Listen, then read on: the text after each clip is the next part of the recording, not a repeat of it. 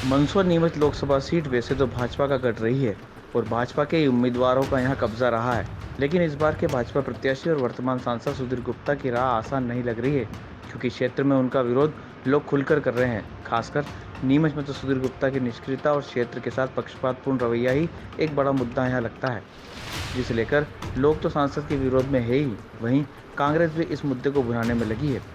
नीमच के साथ सांसद सुधीर गुप्ता का सौतेला व्यवहार, इस मुद्दे को लेकर कांग्रेस सुधीर गुप्ता को घेरने में लगी है। वैसे देखा जाए तो कुछ मामलों में लगता भी है कि नीमच के हिस्से में जो कुछ आना चाहिए था वो मंदसौर की तरफ डाइवर्ट हुआ, जिसमें प्रमुख रूप से कोटा बांसवाड़ा रोड सहित ट्रेनों के स्टॉपेज और अंडर और ओवरब्रिज मामलों में ऐसा दिखाई देता है। यही नहीं बल्कि नया गांव इंडस्ट्रियल कॉरिडोर के सर्वे के बावजूद यहां से हट जाना और चंबल के पानी को सीधे नीमच की बजाय मंदसौर की ओर मोड़ देना नीमच के साथ पक्षपात सा लगता है, जिसे लेकर सामाजिक क्षेत्र में काम करने वाले लोग ही नहीं बल्कि कांग्रेस सांसद पर क्षेत्र के साथ न्याय नहीं किए जाने का आरोप लगा रहे हैं। हमारी मांगे ये रही है कि पिछले विगत 5 वर्षों से जो ब्रॉडगेज लाइन जब से पड़ी है तब से हमारा आवागमन बंद हो गया है। अगर हमें खेतों पर भी जाना पड़ता है तो उसके लिए हमें कम से कम 10 किलोमीटर की दूरी तय करनी पड़ती, जबकि मात्र यहाँ पे 1 किलोमीटर के अंदर में हमारे दायरे में हमारे खेत है। अगर इमरजेंसी व्यवस्था में अगर देखा जाए तो ग्राम लक्ष्मी, लाज, ये सभी गाँव हमारे पास पड़ते हैं।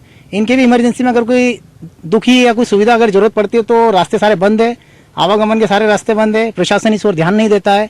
कई बार हमने सांसद जी महोदय को या ऊपर रेलवे मंत्रालय और सभी जगह हमने लेटर भी इशू करवाए थे, लेकिन विगत 5 वर्षों के बीच में सिर्फ आश्वासन ही आश्वासन मिला।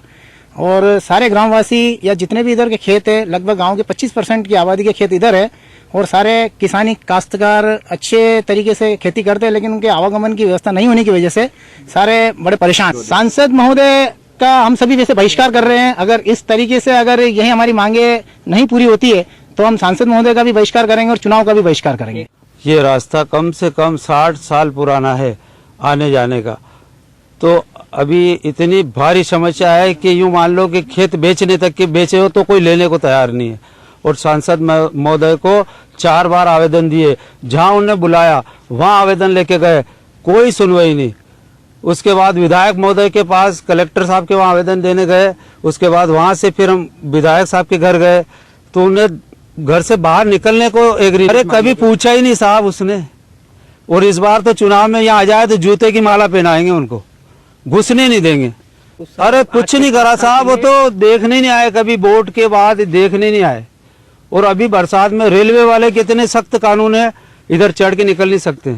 अब खेत की तरफ आखिर जाए। ये विषय आपने हमारे संज्ञान में लाया है। हम लगातार स्वीप के माध्यम से मतदाताओं को जागरूक कर रहे हैं और यहाँ नीमच जिले में जितने भी मतदाता हैं उनको 19 मई 2019 को मतदान दिवस पर उपस्थित होकर अपना मतदान करने के लिए हम प्रेरित कर रहे हैं। ये विषय जो आपके संज्ञान में आया है, हम जो हमारा जो सेक्टर ऑफिसर्स हैं और वहाँ की चुनाव पाठशाला हैं उनको वहाँ एक्टिवेट करेंगे और उनसे इस विषय पर चर्चा करेंगे कि उनके लिए मतदान कितना महत्वपूर्ण है, और अगर वो अपना मत करेंगे तो अपनी एक जो उनकी एक चॉइस रिफ्लेक्ट होती है। तो सभी को एक जो संवैधानिक अधिकार जो मिला हुआ है उसके तहत वो अपना मताधिकार का प्रयोग करें। इस तरीके से उनको मोटिवेट करने की कोशिश करेंगे। और अगर कुछ उनकी ग्रीवेंसेज हैं तो उस ग्रीवेंसेज पर क्या विचार किया जा सकता है उस पर